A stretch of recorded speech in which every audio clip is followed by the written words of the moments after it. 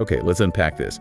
Have you ever looked at a piece of old technology, maybe an old TV or something, and wondered what's actually inside? Or, if it's worth more than just chucking it or what the scrap guy offers. Exactly.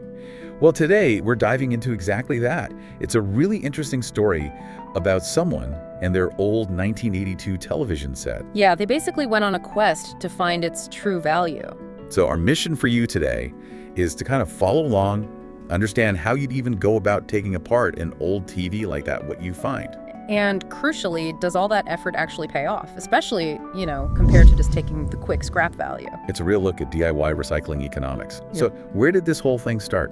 Well, our source says this person took their old 1982 TV to a scrapyard, right, and they were offered just 30 yuan for it, which I guess isn't much. Right, and instead of just saying, okay, they thought, no, this has got to be worth more. Yeah, which is fascinating, right? It's immediately challenging that standard practice. Absolutely. So they decided to, just take it apart themselves? Exactly. A full manual deconstruction, Sure, piece by piece, to see what was really in there. It's quite an undertaking. I bet. So they start opening it up, cutting wires. What's the first big thing they encounter? The picture tube. You remember how massive those things were? Oh yeah, huge. Made the TV so deep. That was identified as, the main event inside. The bulkiest part, for sure. Okay, so tube out. What else? Well, as they kept going, they found different bits and pieces. Some metal that looked a bit like stainless steel. Turned out it was actually copper. And they found a capacitor, which yielded some aluminum. Right, common components. Was there anything really valuable? Like, you always hear about gold in electronics. People do say that. Yeah. The source is pretty clear. If there was any gold, it was such a tiny amount, it just wasn't worth trying to extract. Not on this scale, anyway. Okay, so no hidden gold mine. What about the speakers? Interestingly, they took those out, and apparently they just had magnets inside. No internal coils or anything else significant, just magnets. Huh.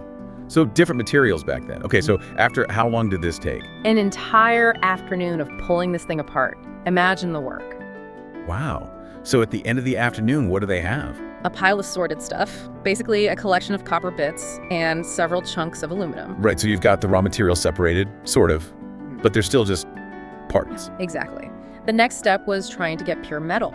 They decided to try melting it down. Oh, okay. How'd they do that? They used something called a graphite crucible. It's like a special pot that can handle really high heat. Right. And did it work? Well, the aluminum, yeah, that melted down pretty easily. Aluminum has a relatively low melting point, so it turned into liquid metal without too much fuss. Okay, one down. What about the copper? No, that was the tricky part. The copper was incredibly difficult to melt. Really?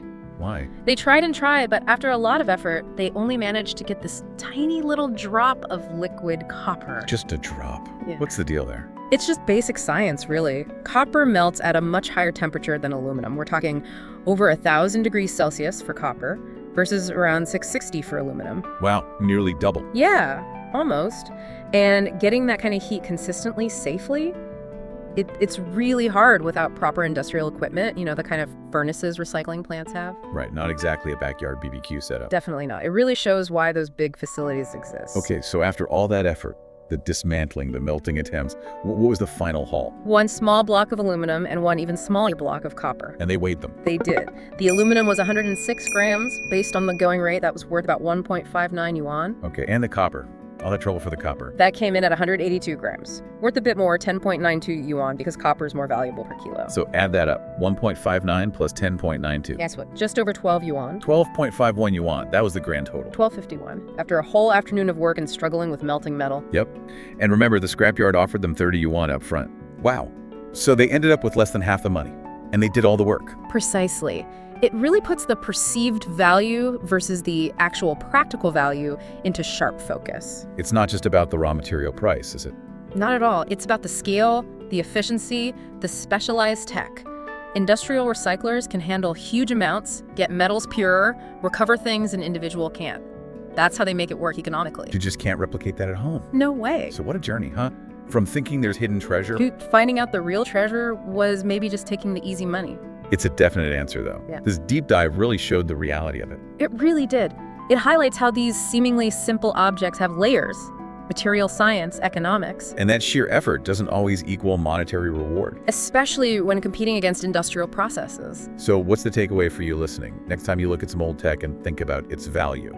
Maybe consider the hidden costs, the labor, the tools, the difficulty of actually getting those materials out and pure. Sometimes That simple solution, like the scrapyard or a proper recycling program, is actually the most valuable when all things considered. Yeah, for your time and probably for the environment too. Letting the pros handle it efficiently makes you think.